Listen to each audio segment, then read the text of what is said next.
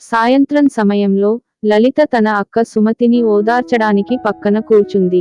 అక్క, కాసేపు ఓపిక పట్టు, తర్వాత నీవు సంతోషంగా ఉంటావు అంది లలిత సుమతి భుజం తడుతూ. సుమతి కొంచెం ఆందోళనగా చూస్తూ, నీవైనా చెప్పు, ఇది చాలు అని అంది.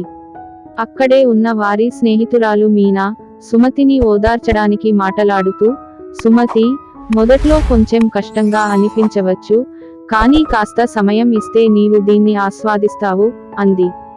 లలిత కూడా తలూపుతూ, అవును అక్క, మొదట్లో అందరికీ అలాగే అనిపిస్తుంది, కానీ తర్వాత నీకు ఇది సరదాగా ఉంటుంది అని చెప్పింది. అదే సమయంలో వారి దగ్గరి స్నేహితుడు విజయ్ తన చెల్లెలు సౌమ్యతో కలిసి వచ్చాడు. విజయ్ సుమతి ముఖంలో ఆందోళన చూసి, ఏంటి సుమతి, అంత టెన్షన్ గా ఉన్నావ్?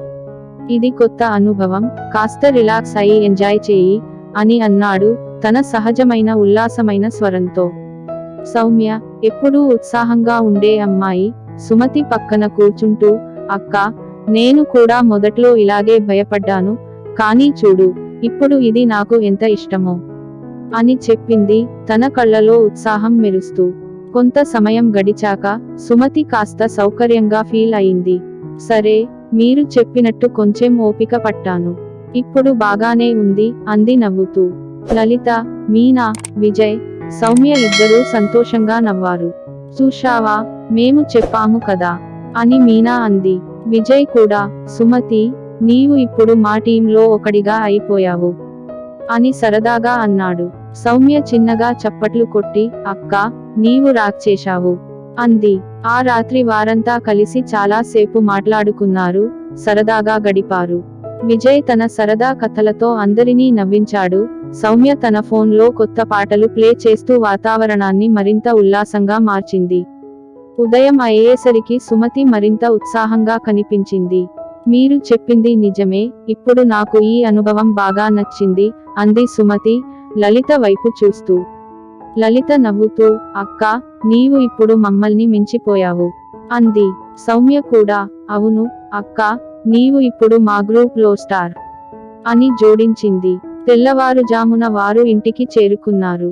అక్కడ వారి తల్లి సునీత, తమ్ముడు రాజేష్ తో కలిసి వారిని స్వాగతించింది.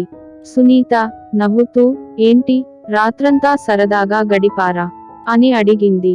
రాజేష్ సుమతి వైపు చూస్తూ, అక్క, నీవు ఇంత హ్యాపీగా ఉంటావని నేను అనుకోలేదు.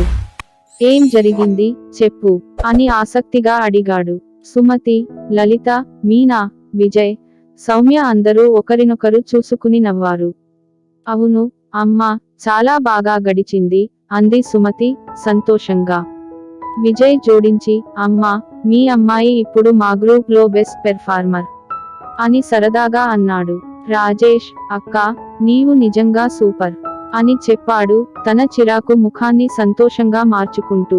సునీత అందరినీ ఇంట్లోకి ఆహ్వానిస్తూ, రండి, కాఫీ తాగి మాట్లాడుకుందాం, మీ రాత్రి సరదా కథలు వినాలని ఉంది అంది. అందరూ కలిసి ఇంట్లోకి వెళ్లి సరదాగా కబుర్లు చెప్పుకుంటూ ఆ రోజును సంతోషంగా ముగించారు.